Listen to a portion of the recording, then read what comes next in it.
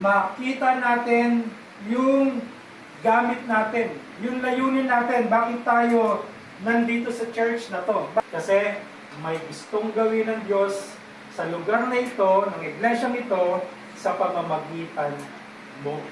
Gagamitin ka ng Diyos para maging pagpapala ka sa iba. Kapag naunawaan natin yung purpose natin, malalakaran natin yung kalooban ng Panginoon. Sabi na sa Kawikaan 19 verse 21, many are the plans in a person's heart, but it is the Lord's purpose that prevails. Ano ang sabi?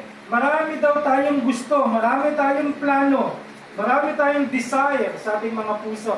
Ganito gusto kong gawin, ganito yung pangarap ko, ito yung plano ko, ito yung aking paglalaan ng oras. Pero ang sabi na Haring Solomon, ang layunin ng Diyos pa rin ang mangyayari sa buhay natin.